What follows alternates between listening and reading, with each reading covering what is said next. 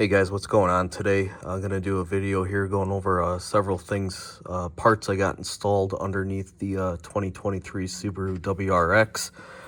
It's kind of tight quarters under here, car's up on jack stands, so I'm going to go over a couple of suggestions here if you're planning to do any of these installs in the future. And got the Maperformance Downpipe, J-pipe, whatever you want to call it, installed here. Got all new hardware on it, studs and nuts, and did some design engineering heat wrap on it all the way back to there. And I used their design engineering has a silicone, like a sealant you would want to use to protect the wrap from getting, moisture in there and everything else, and also used stainless steel zip ties to hold it in place, and then sealed it all up. I had a Ray intermediate pipe on this, which I had to remove because it doesn't work with this downpipe, because the OEM one, if you've seen it, comes off like right about here and then it stops, and then that's where the intermediate pipe would get installed. But this downpipe here is a bit longer in the first piece. It goes all the way back to right there. You can see where there's a the V-band clamp for the second short section of it, and then where it bolts up to the catback exhaust. Overall, the install on this was, I would say, time consuming. The biggest issue, as you all know, is getting these getting the OEM downpipe off and getting the all the brackets off that everyone always complains about, which specifically is this bracket here. That's one piece, and then goes over to here and then attaches up there. So what I did to make things a lot simpler, which I haven't seen anyone mention this in any of their install videos, is the easiest thing to do if you want to get this off and not have to worry about this bracket up there being a pain to try and get the downpipe off once you get all the hardware loosened up. Remove the OEM studs from here. And once I got the nuts off, I put penetrating oil on everything, let it soak for 20 minutes. All the nuts came off really easy. I got this stud out. The OEM studs have the E10 Torx on the end of it, so you just put the E10 socket on and then work them out. This one and the one up there came out really easy. The only issue I had was this one up here, which seems like it's the problem child on all of them.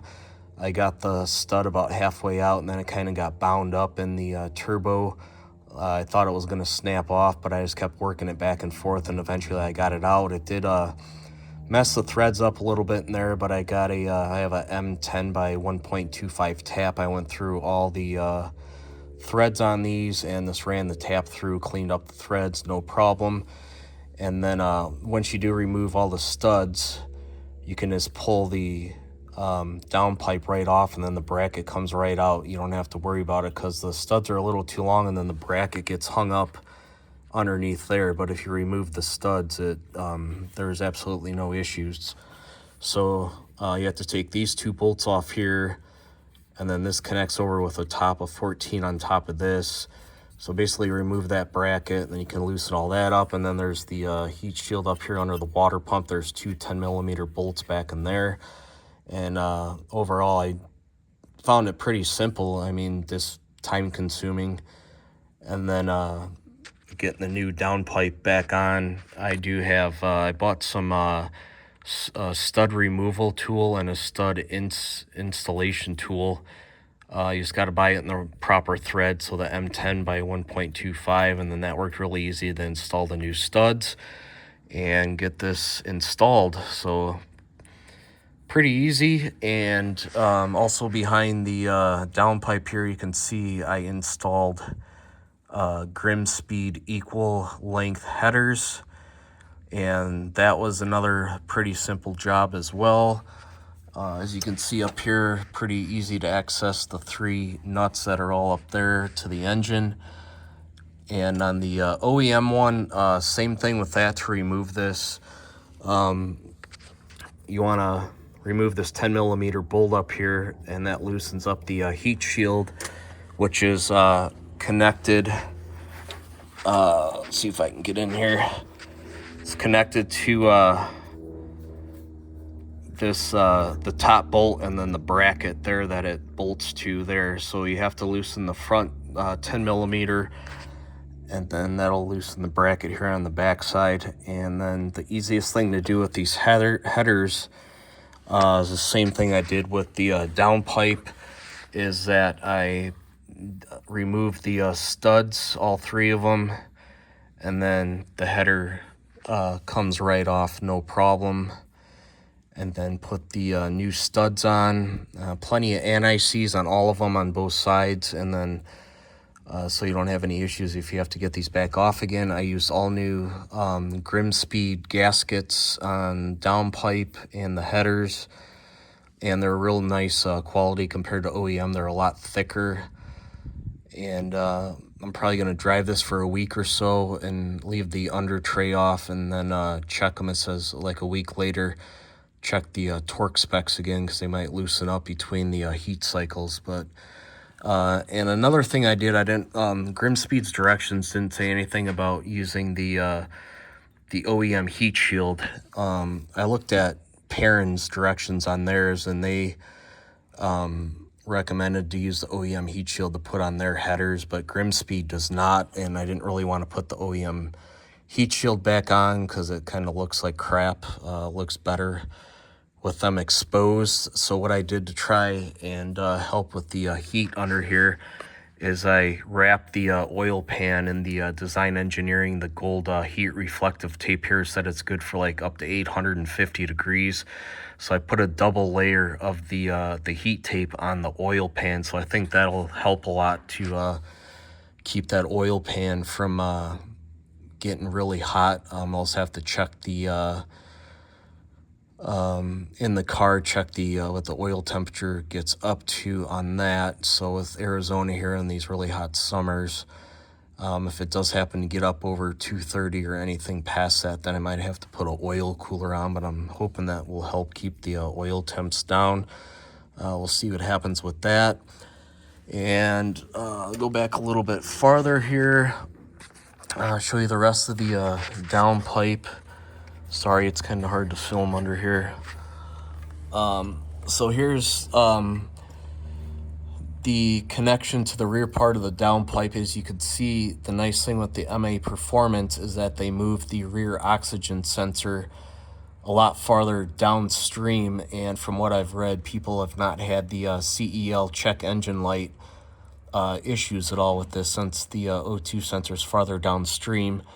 So they give you a wire harness extension that you connect in and then run it up to the front connector. And so we'll see what happens with this in the long run, if I get any CEL check engine lights or anything. And then back here, I wrapped another small section of it right there with the heat wrap.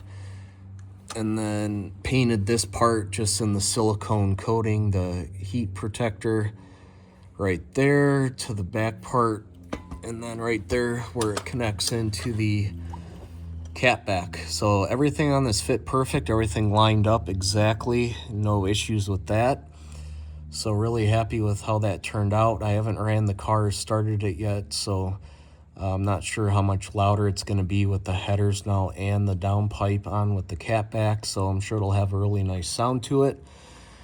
And I already put the heat shield back on above the exhaust, but I'll get farther back here.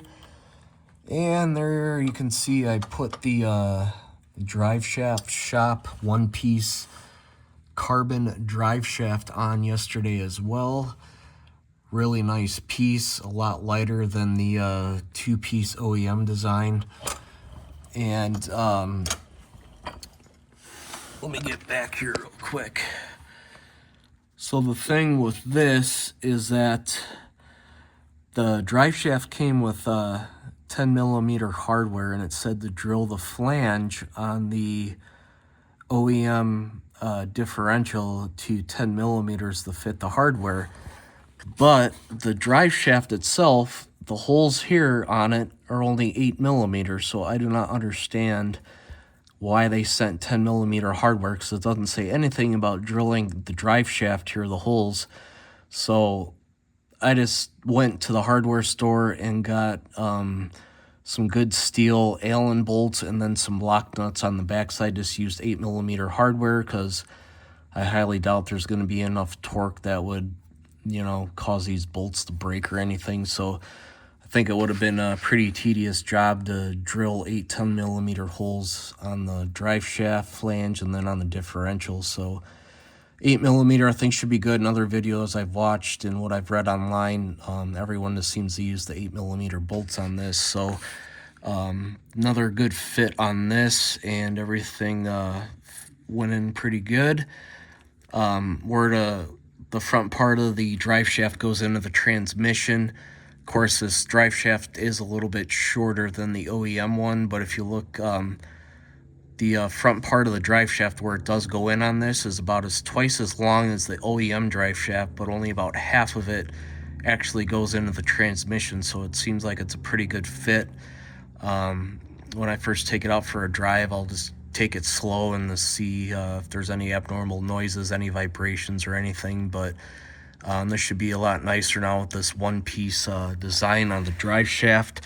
I'll see if I can show you the front part of it where it goes in, but it might be blocked by this. Yeah, I think it's going to be blocked by the heat shield, so yeah. Fortunately, you can't get that on the camera, but really excited I got all this stuff on. And next up I'm going to be installing here today is going to be the Öhlins Road and Track coilover, so that should be another fun job. And then I also have white line rear lower adjustable control arms, as well as Megan Racing tow arms to put on the rear.